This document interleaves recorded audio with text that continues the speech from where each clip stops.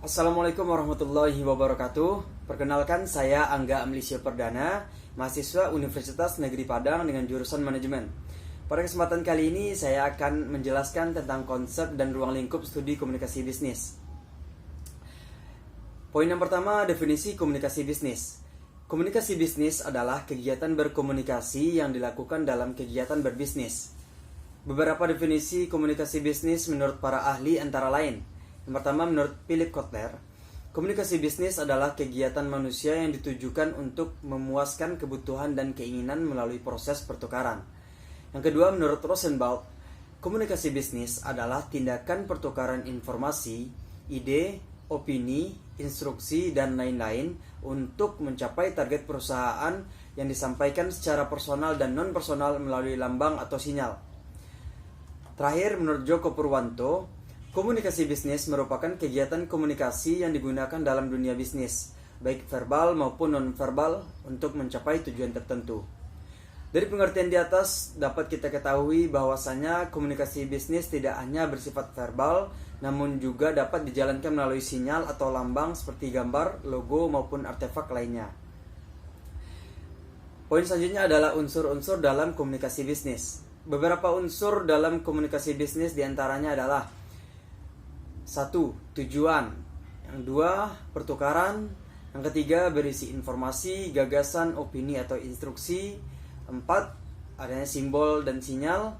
5. Menggunakan saluran personal dan non-personal. 6. Memiliki target dan tujuan. Poin selanjutnya adalah fungsi komunikasi bisnis. Ada 4 fungsi dari komunikasi bisnis, yaitu yang pertama, fungsi informatif. Dalam hal ini, komunikasi bisnis berfungsi sebagai efektivitas dan efisiensi komunikasi oleh para manajer dan karyawan dalam menjalankan tugas keseharian mereka, sehingga kedua belah pihak mendapatkan informasi yang jelas dan diinginkan. Fungsi yang kedua adalah fungsi regulatori. Ini adalah fungsi komunikasi yang dilakukan untuk mengendalikan dan mengatur jalannya perusahaan, seperti memberikan perintah atau laporan.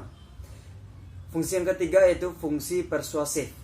Fungsi ini terjadi ketika di antara para karyawan terjadi komunikasi dan interaksi, di mana ada pihak yang memberikan ide dan ada yang mendengarkannya. Si pemberi ide melakukan komunikasi bisnis agar orang lain mau menerima ide tersebut. Fungsi yang terakhir yaitu fungsi integratif.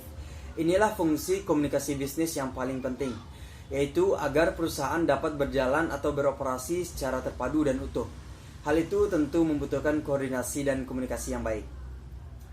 Poin selanjutnya adalah tujuan komunikasi bisnis. Berdasarkan fungsi tersebut, tercapailah tujuan dari komunikasi bisnis. Ada 4 tujuan utama dari komunikasi bisnis, yaitu 1. Memberi informasi. Yang kedua, melakukan persuasi. Yang ketiga, melakukan kolaborasi dan integratif. Dan yang terakhir, melakukan regulatori. Poin selanjutnya adalah ruang lingkup komunikasi bisnis. Ruang lingkup komunikasi bisnis dibagi menjadi 2 bagian. Yang pertama, komunikasi bisnis internal. Komunikasi ini merupakan komunikasi yang terjalin antar individu dalam satu institusi, organisasi atau perusahaan. Sebagai contoh, komunikasi antara pemilik perusahaan dan karyawan, antara seorang manajer dengan karyawan dan antar sesama karyawan, dan sebagainya. Yang kedua yaitu komunikasi bisnis eksternal. Komunikasi bisnis eksternal adalah komunikasi bisnis yang terjadi antara organisasi, instansi, atau perusahaan dengan pihak lain.